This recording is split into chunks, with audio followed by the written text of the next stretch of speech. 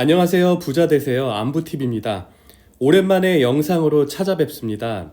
늦었지만 22년 한 해 좋은 일만 가득하시길 바라겠습니다. 오늘은 2022년 상반기 경기 남부 통합공항에 관련된 기사를 보면서 앞으로 어떤 방향으로 진행될지 생각해보는 시간을 가져볼까 합니다. 기사의 해석은 저의 개인적인 생각입니다. 다른 좋은 의견이 있으시다면 댓글로 남겨주시기 바라겠습니다. 한동안 소식이 뜸했던 수원 군공항 관련 이슈는 21년 하반기부터 많은 소식이 전해지고 있습니다. 22년 새해가 시작되고 어떤 기사들이 있었을까요? 제가 굵직한 기사를 모아봤습니다.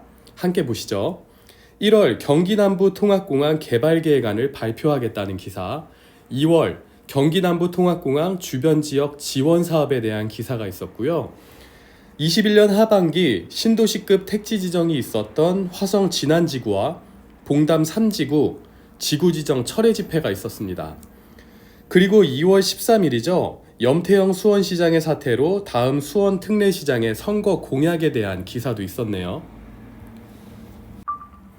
그럼 기사별로 보면서 말씀드리겠습니다. 첫 번째는 경기 남부 통합공항 개발 계획안을 9월 중 발표하겠다는 기사인데요. 수원시에 따르면 이달 착수하는 경기 남부 민간공항 개발 계획 수립 용역은 6월까지 6개월 동안 진행된다고 합니다. 6개월간 진행된 후에 9월 발표를 계획 중인데요. 수원시는 2015년부터 현재까지 많은 준비를 하고 있었습니다. 경기 남부 통합공항 홍보물이나 여러 가지 자료를 보자면 탄탄하게 준비했던 모습인데요.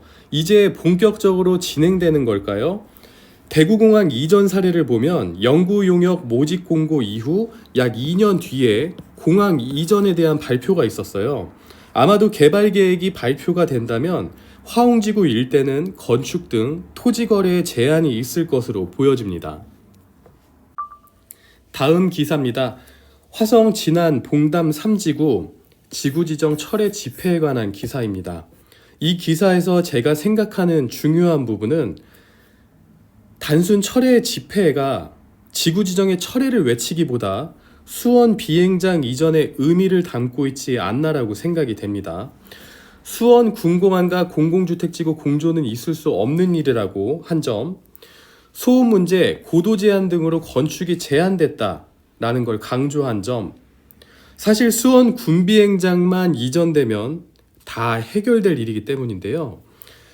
지난 봉담 비대위는 기존 수원 군비행장 인근의 주민들도 걱정해서일까요? 공공주택지구와 수원 군공항의 공조는 있을 수 없다. 다시 한번 말한 건 최근 일어난 안타까운 사고의 영향도 분명 있을 것으로 보여집니다. 진안지구와 봉담 3지구는 24년도 하반기까지 지구단위 계획을 수립을 해야 하는데요.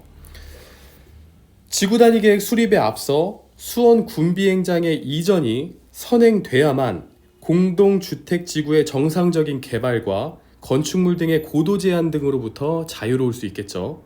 지구지정 철회 집회를 그래서 진행한 게 아닐까 그런 생각도 해봅니다.